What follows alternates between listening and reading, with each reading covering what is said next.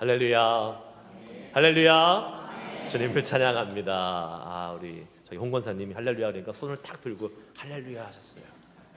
우리도 한번 해볼까요? 할렐루야. 네. 어색하시죠, 여러분? 네. 우리가 하나님을 향해서 마음을 표현할 때 그렇게 제스처, 몸동작으로도 하는 것도 좋습니다. 주님이 우리에게 예배를 통해서 기쁨을 주시고 새 소망을 주시고 또 오늘도 우리에게 하나님을 향한 믿음을 더해줄 줄 믿습니다. 아멘. 그런 의미에서 우리 하나님을 인정하고 찬양합시다. 하하하하. 한번 인사합시다. 하하하하. 주님을 찬양합니다. 하나님이 하십니다. 하나님이 하셨습니다. 우리의 삶에 일하시고 역사하시는 하나님을 찬양합니다. 자, 오늘 말씀 제목 한번 따라해 봅시다. 하나님을 기쁘시게.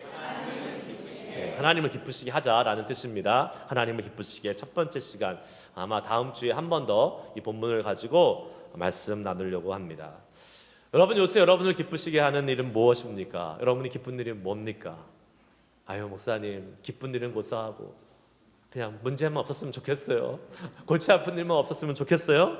이렇게 생각하시는 분 계실지 모르겠습니다. 요새 그냥 사는 재미도 없고 그냥 그렇게 큰 기쁨도 없고 매일매일 그냥 그렇게 사는 거지, 인생 쳇바퀴 돌듯이 그냥 살고 계십니까, 여러분? 아니죠. 만약에 그렇다면 그거 좀 잘못된 거예요. 우리가 예수 제대로 믿고 하나님 안에서 교제하고 제대로 신앙생활하면 우리의 삶에 기쁨이 넘치는 줄 믿습니다. 우리 그리스도인들 기쁨이 넘쳐야 돼요. 사실 그래야 전도도 할 수 있습니다. 너 보니까 예수 믿기 싫다, 맨날 이렇게 힘들고 맨날 이렇게 슬프고 우울하면 너 보니까 진짜 나 예수 믿을 만 안 난다, 이러면 안 되잖아요. 항상 즐겁고 항상 기쁘고 정말 그 사람을 보면 에너지가 넘치고 이러한 삶이 우리 가운데 있어야 되는데 그것이 우리가 하고 싶다고 되는 거 아니잖아요. 어느 때 가능합니까? 우리 안에 충만하신 예수 그리스도로 가득 찰 때 그렇게 되는 줄 믿습니다. 우리가요 예수 처음 믿을 때, 구원 받았을 때 여러분 기억나세요? 어떠십니까? 어떠셨어요? 구원받은 기쁨, 죄사함 받은 기쁨, 하나님이 나의 구원자 되어주시고 하나님이 나의 아버지 되어주시는 이 놀라운 기쁨을 정말 주체할 수가 없었지 않았습니까? 저만 그랬어요? 그렇지 않았어요, 여러분? 만약에 그러한 경험이 없으셨다면 그러한 경험이 오늘 이 예배 가운데 있기를 주의 이름으로 축복합니다. 있어야 돼요. 여러분, 그러면요 내가 너무 기쁘니까 이 주님이 주시는 은혜가, 주님이 주시는 사랑이, 이 기쁨이 너무 충만하니까요 세상이 달라 보이는 거죠. 세상이 다 사랑스럽게 보이고 세상이 너무나 기뻐 보이고 내 안에 슬픈 일이 오다가도 그 예수님의 놀라우신 사랑과 하나님의 사랑을 생각하면 온데간데 없이 사라지고.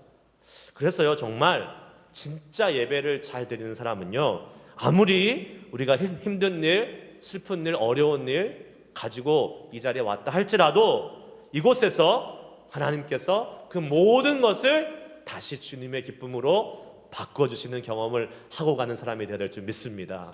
그것이 잘 예배드린 사람이에요. 왜요? 주님께서 이렇게 말씀하셨습니다. 시편 30편 11절 말씀 같이 읽습니다. 시작. 주께서 나의 슬픔이 변하여 내게 춤이 되게 하시며 나의 베옷을 벗기고 기쁨으로 띄우셨나이다. 아멘.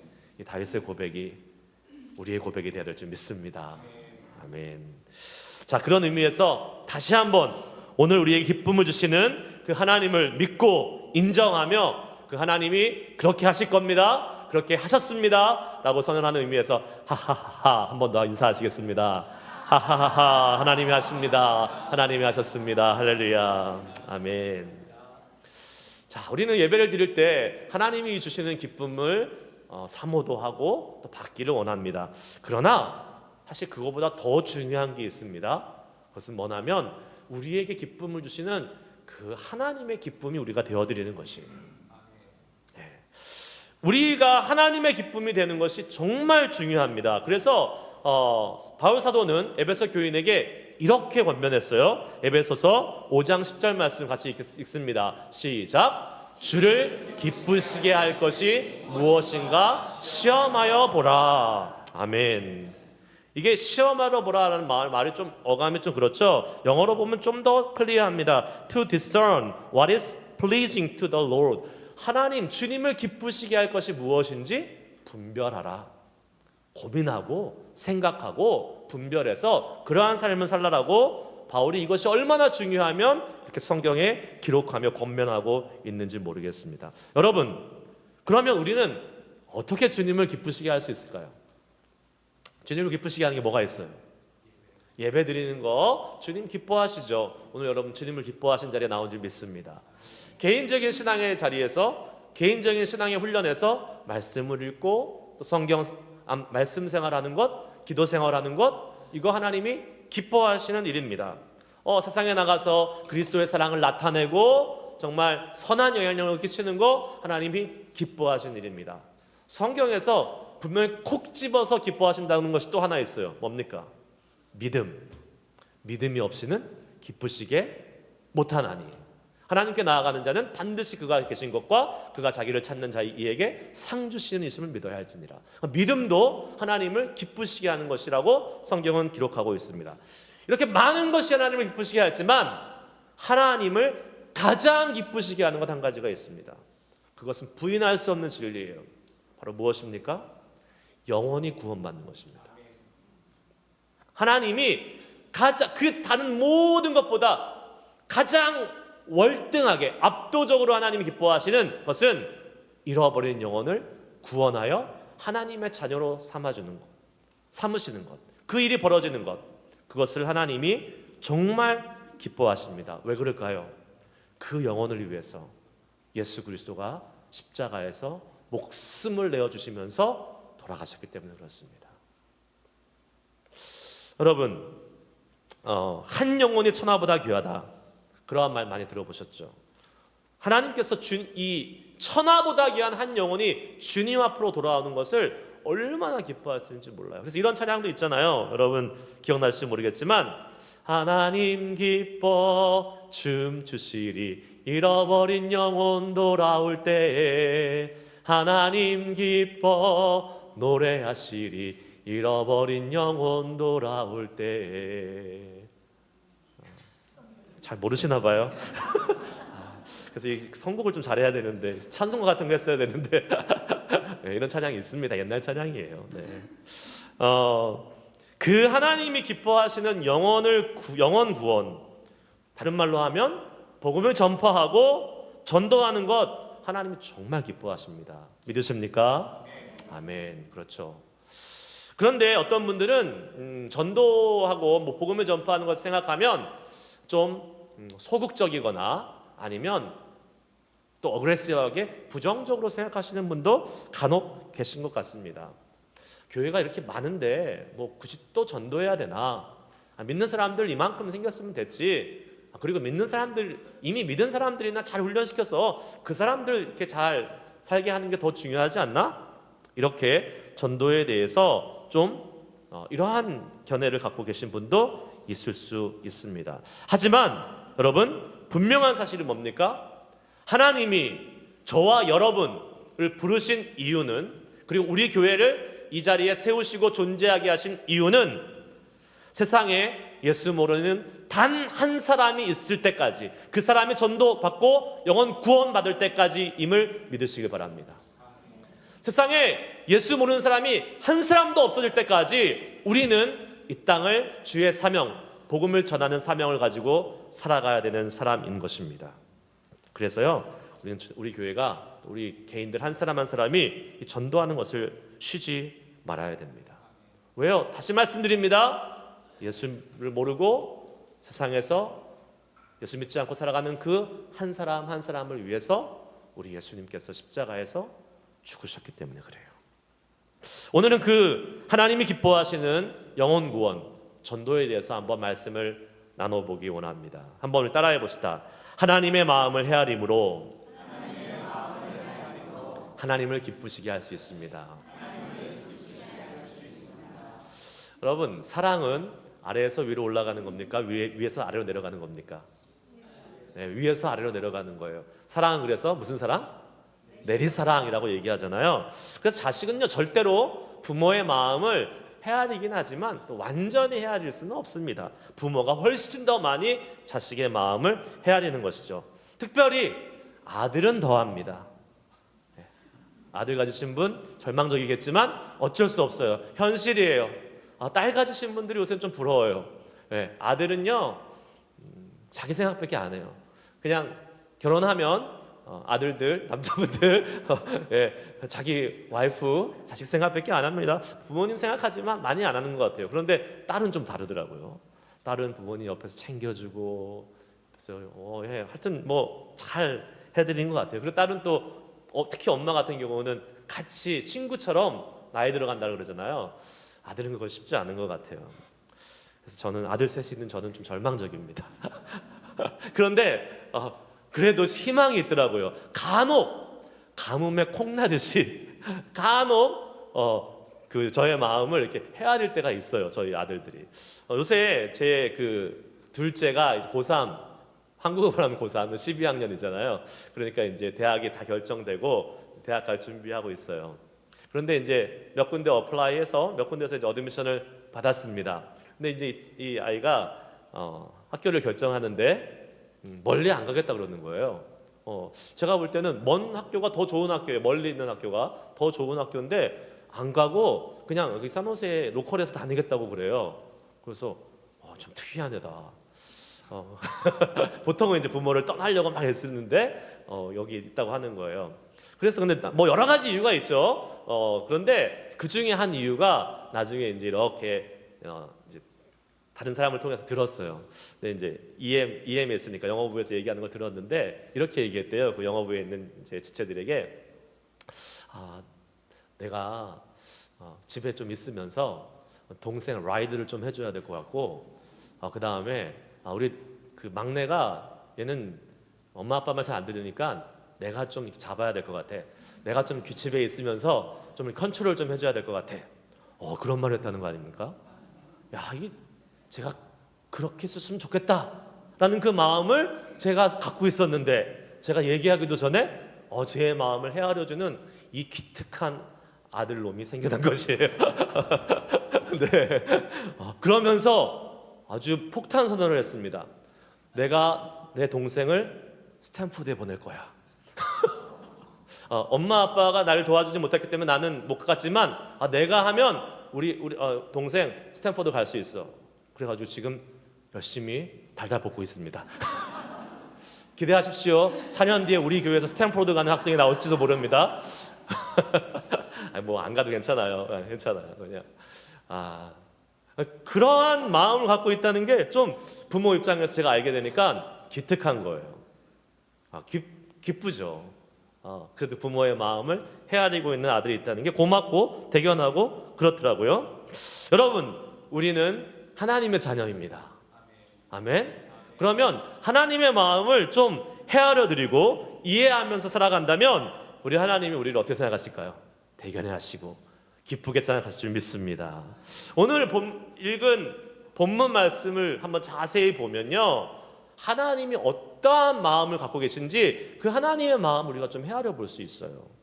자, 오늘 본문 말씀에 27절, 28절 말씀을 한번 읽어보시기 바랍니다. 같이 큰 소리로 읽습니다. 시작. 일어나 가보니 에티오피아 사람 곧 에티오피아의 여왕 간다게의 모든 국고를 맡은 관리인 네시가 예배하러 예루살렘에 왔다가 돌아가는데 수레를 타고 선지자 이사야의 글을 읽더라. 아멘. 자, 지금 오늘 본문에 두 사람 등장합니다. 에티오피아 네시 그리고 빌립이라는 사람이 등장해요. 오늘은 이 에티오피아의 네시에 대해서만 한번 살펴보려고 그래요. 에티오피아에서 온 이 네시, 에티오피아 여왕의 그 국고를 맡은 에티오피아 나라의 국고를 맡은 관료죠.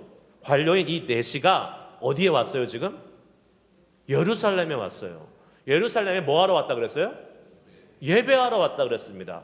어떻게 이 사람이 이 유대교에 들어왔고 예루살렘에 예배하러 온 것에 대한 설명은 성경에 없습니다. 그러나 일단 이 사람은 유대교에 들어온 것 같아요. 그래서 예배하기 위해서 순례자처럼 예루살렘까지 올라온 것 같습니다. 그러나 여러분, 우리는 잘 압니다. 이 사람이 예루살렘에서 예배할 수 있었을까요? 없었을까요? 모르겠어요? 있었을까요? 없었을까요? 없었어요. 왜요? 이방인 성전에 발을 붙일 수 있다 없다?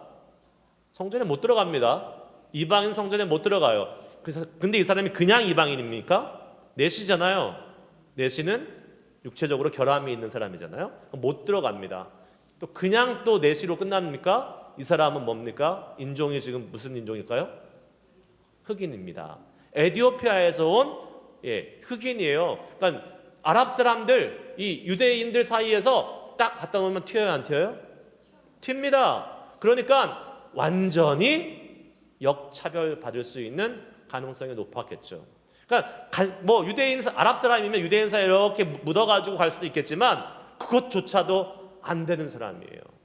너무 튀니까. 옛날에 그런 말 있잖아요. 이거 사실 아닙니다. 하나님이 사람을 만드시는데 이렇게 흙으로 구워서 만드시는데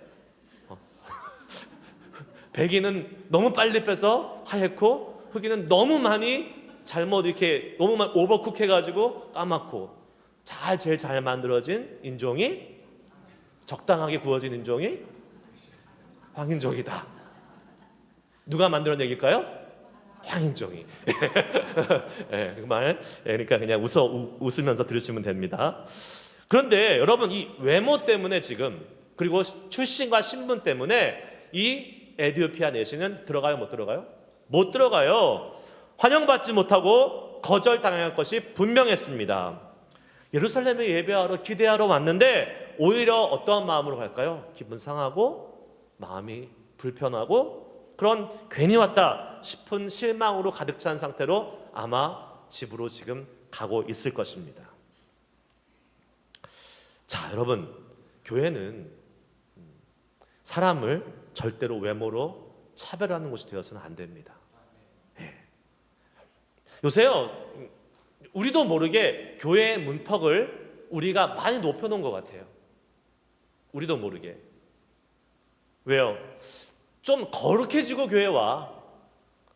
좀 괜찮아지고 교회 와. 라고 우리도 모르게 죄인들이 자격이 안 되는 사람들이 교회에 왔을 때 자꾸 무언의 압력을 주고 있는 시대를 살아가고 있습니다.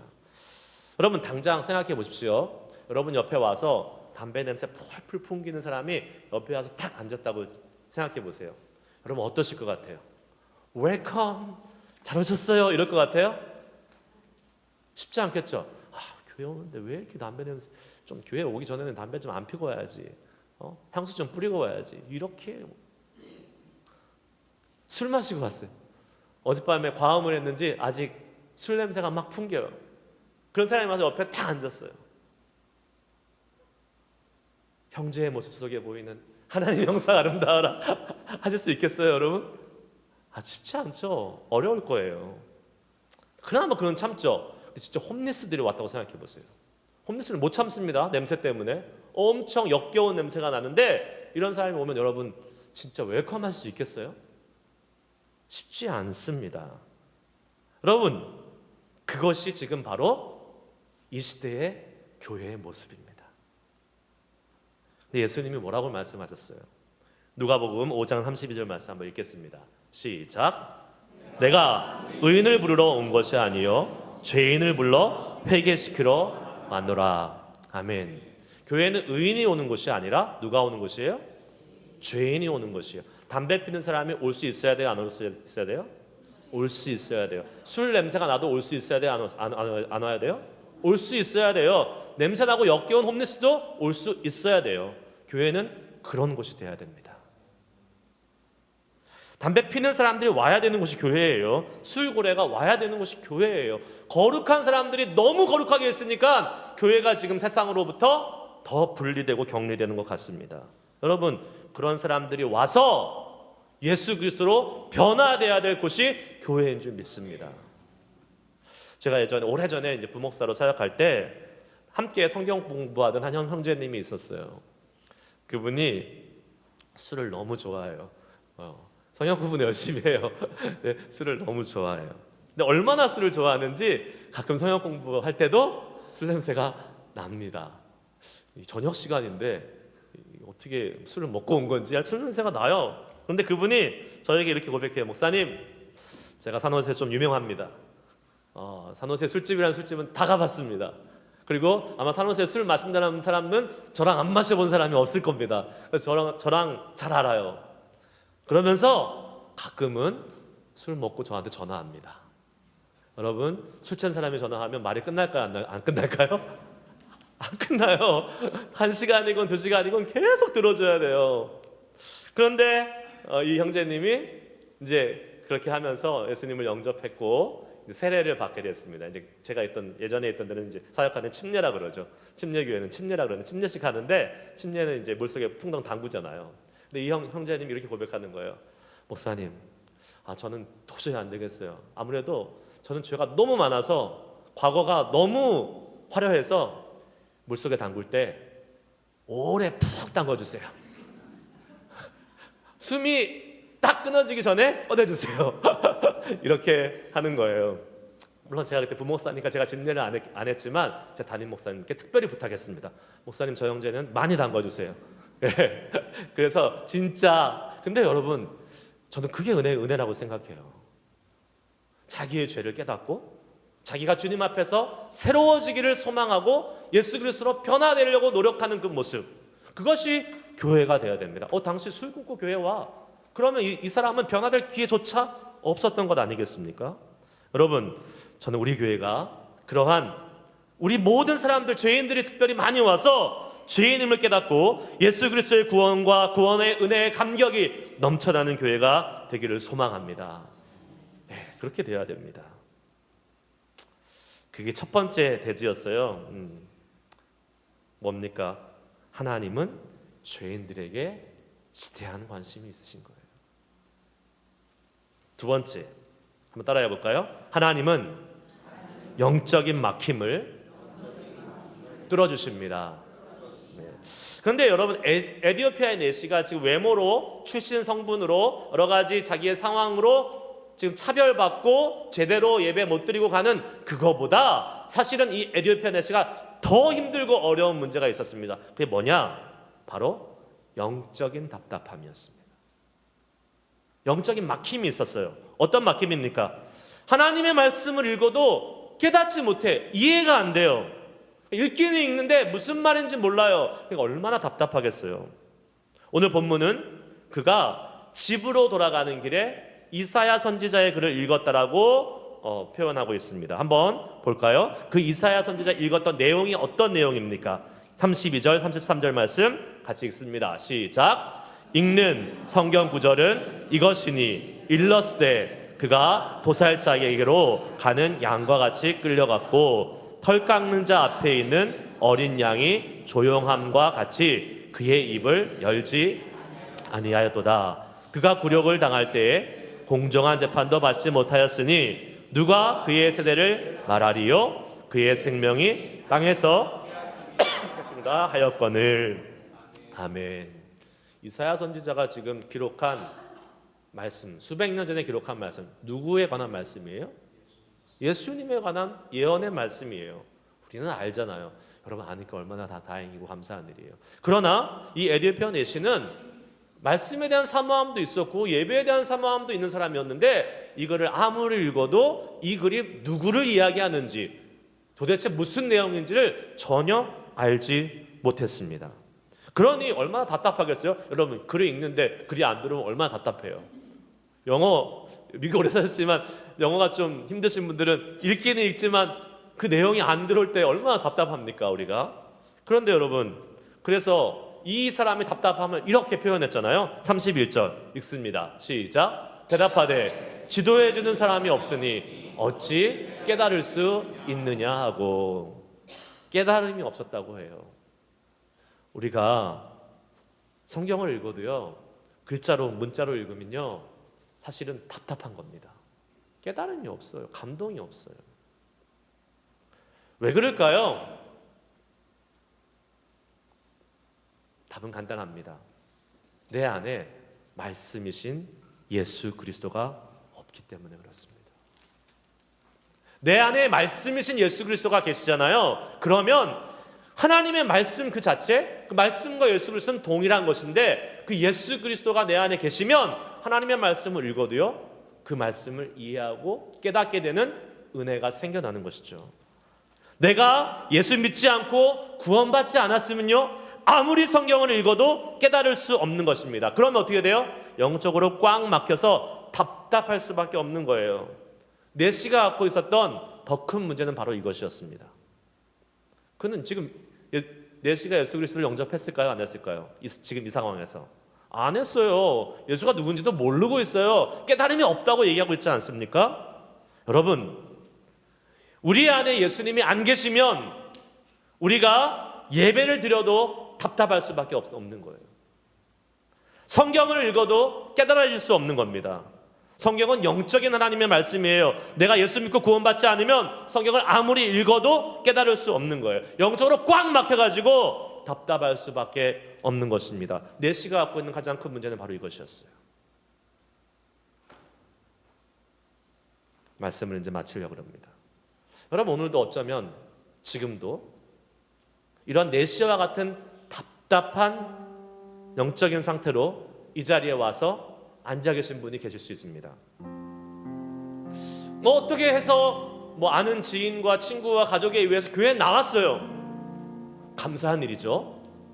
네시처럼 왔어요, 예배드리러. 그런데 몰라요. 성경을 읽어도 말씀을 들어도 이게 무슨 말인지 믿어지지도 않고 이해도 안 되고 하는 분들이 얼마든지 계실 수 있습니다. 그런 분들은 바로 오늘 본문의 에티오피아 네시와 같은 분들일 거예요. 만일 여러분의 상태를 한번 보세요. 내가 네시와 같은 사람이라면 저는 오늘 이 예배를 통해서 여러분의 그 꽉 막힌 영적인 답답함이 뚫려지는 은혜가 있기를 축원합니다. 지금까지 이해되지 않는 하나님의 영적인 말씀이 깨달아져서 예수 그리스도라는 복음을 믿고 받아들일 수 있는 은혜가 이 예배를 통해서 있기를 주의 이름으로 축복합니다. 왜 그렇게 될 수 있습니까? 왜요? 여러분, 우리 본문 말씀 보세요. 하나님께서 이 네시를 그대로 슬픔과 절망으로 답답함으로 돌아가게 만들지 않으셨습니다. 성령을 보내셔서 빌립을 통하여 가서 말씀을, 복음을 전하게 하시고 해석하게 해주셔서 네시를 통해 예수 그리스도를 영접하고 세례받게 하는 놀라운 은혜를 주셨습니다. 그것이 하나님의 마음이에요. 사람들한테는 무시당하고 사람들한테는 너는 성전에 들어올 수 없어, 너 같은 이방인이, 너 같은 네시가, 너 같은 흑인이 어떻게 성전에 들어올 수 있어, 무시받고 멸시당하고 가더라도 하나님은 그 한 영혼을 위해서 성령을 보내시고 빌립을 보내셔서 구원받게 하시고자 하는 간절한 마음과 관심이 하나님이 갖고 계세요.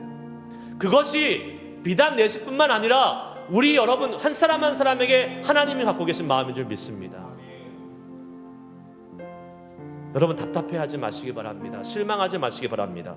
하나님이 여러분에게 찾아와 주십니다.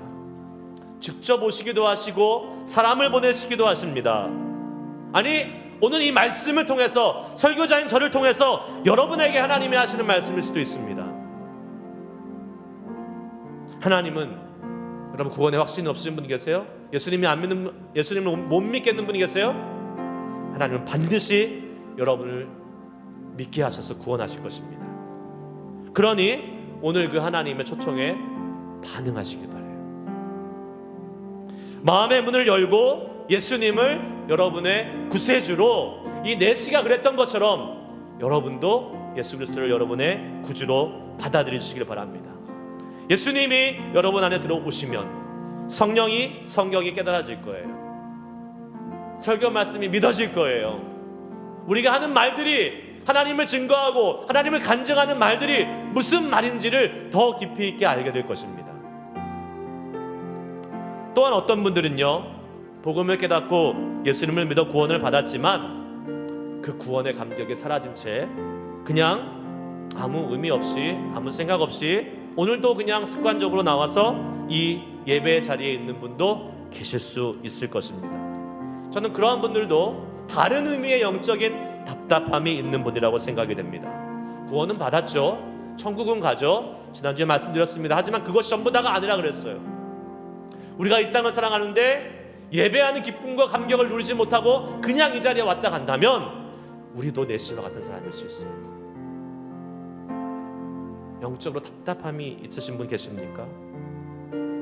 그러나 그 영적인 답답함도 해결될 수 있습니다. 왜요? 우리 하나님께서 그 누구보다도 여러분이 영적으로 답답해 하시는 것을 안타까워 여기시고 그 주님의 사랑을 베풀어 주시기를 소망하시기 때문에 그렇습니다. 우리 하나님은 구원의 감격과 기쁨을 잃어버린 사람도 그 영적인 답답함도 해결해 주실 수 있는 전능하시고 위대하신 분인 줄을 믿으십니다. 그 주님이 오늘 이 시간 이 자리에 함께하고 계십니다. 성령님으로 함께하고 계세요. 혹시 여러분 속에 마음속에 예배를 드리는 가운데서도 여전히 답답함이 있고 여전히 내가 주님을 찾고자 하는데 내 마음속에 풀리지 않는 그 무언가 막혀있는 것이 있다면 오늘 이 시간 주님 앞에 이 마지막 시간 이 예배가 끝나기 전에 정말 여러분에 있는 온 마음과 전심을 다해서 하나님을 붙잡으시길 바랍니다. 그 주님이 지금 이 자리에 와 계세요. 성령님으로 함께하고 계세요.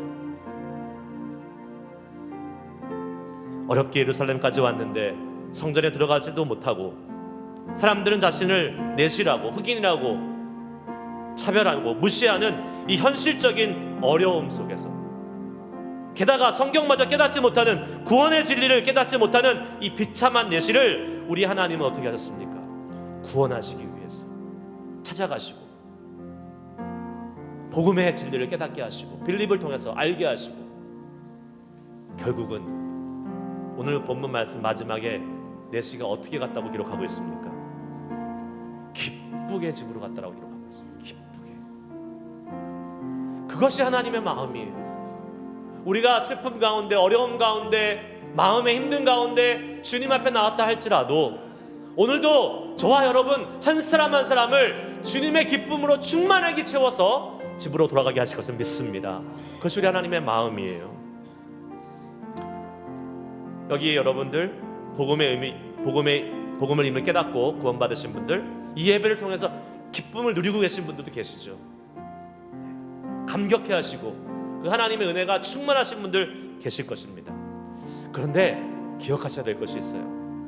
나의 기쁨으로 끝나서는 안 됩니다. 뭡니까? 하나님이 가장 기뻐하시는 영혼을 구원하기 위한 그 소망, 그 하나님의 마음을 헤아리고 그 하나님의 뜻대로 행하는 삶을 살아갈 수 있는 우리가 될 수 있기를 축복합니다. 다시 한번 말씀드립니다. 하나님이 가장 기뻐하시는 일은 뭐라고요? 영혼이 구원받는 거예요. 영혼이 구원받는다. 그렇다면 하나님이 가장 기뻐하시는 그 일에 우리가 동참하고 우리가 그 일을 해나갈 수 있기를 소망하며 살아가야 될 줄 믿습니다. 전도하는 거 여러분 어떤 분들은 전도하는 게 너무 좋아 기쁘고 너무 그 하나님의 마음 알아서 너무 좋아 이런 분이 계시겠지만 또 반대로 힘들고 어렵고 또 성격상 샤이하고 그래서 못하시는 분도 계실 수 있을 것입니다. 이게 어려운 분도 계세요. 하지만 나를 구원하시고 나를 위해 그 사랑하시는 독생자 예수 그리스도를 십자가에 기꺼이 희생시키면서까지 우리를 구원하신 그 하나님 아버지의 마음을 우리가 헤아리기 원한다면 아니 이미 알고 계시잖아요. 그러면 전도가 힘들고 어렵고 부담스러워도 우리는 기꺼이 그 복음을 전하는 일에 힘쓰며 애쓰며 나아가야 될 줄 믿습니다. 하나님이 기뻐하신다잖아요.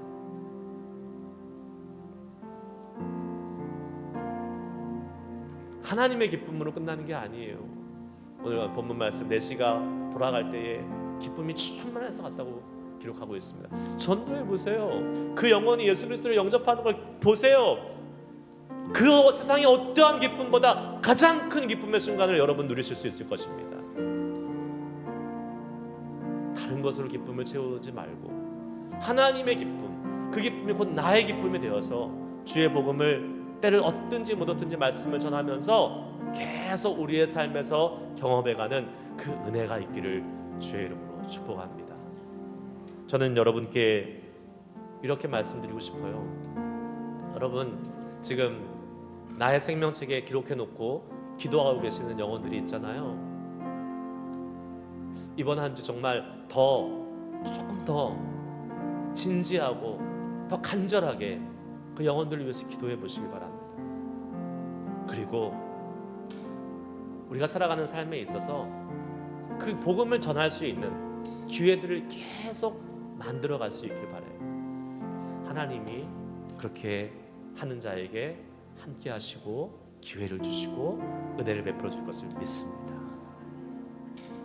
제가 예전에 한번 나눈 적이 있잖아요. 제가 함께 예전에 사역했던 분은 평생 5만 명에게 복음을 전하고 하나님께 가고 싶다라는 그러한 서원을 했어요. 근데 이분이 40대 중반인가 예수 믿기 시작했어요. 그러니까 짧잖아요. 따져봤대요. 하루에 3명에게 적어도 복음을 전해야지만이 5만 명 다 전도하고 하나님께 갈 수 있겠더래요. 근데 진짜 그렇게 하시죠. 일부러 사람을 만납니다. 일부러 찾아갑니다. 하나님 기뻐하시는 일이잖아요. 오늘 이 시간 이 찬양 마지막으로 부르면서 주님, 우리가 하나님이 기뻐하시는 일을 하기 위해서 내 힘으로 하려고 그러면 그것이 하다가 금방 중단되고 금방 또 흐지부지해지는데, 성령님께서 내 안에 역사하신다면, 성령님께서 나를 이끌어 가신다면, 내가 성령님께 나의 삶을 온전히 의탁하고 나아간다면 그 하나님이 기뻐하신 일로 나아가며 그 삶을 살아갈 수 있을 줄 믿습니다. 하나님, 나 아는 사람 없어요. 내 주변에 다 믿는 사람이에요. 하지만 주님께서는 우리를 통해서 여전히 그 복음을 전하기 원하신다면 믿지 않는 사람들 만나게 하실 거예요. 말재주도 없고 나는 아웃고잉하지 않아서 사람들 만나는 게 힘들지만 성령님께서 함께 하시면 복음을 전할 수 있는 능력도 주실 것입니다. 찬스도 주실 거예요. 그것을 경험해보는 기쁨을 누리실 수 있길 주의 이름으로 축복합니다. 그 소망하는 마음으로 오늘 이 시간 계신 성령님께 우리 의지하며 나아가겠습니다. 주님, 나를 주의 복음을 전할 수 있는 전도자의 사명을 감당할 수 있는 사람으로 살게 하시고, 내 주변에 믿지 않는 자들 예수님의 마음으로, 하나님의 마음으로 복음을 전하며 예수 믿게 되는 그 기쁨을 누리게 하여 주시옵소서.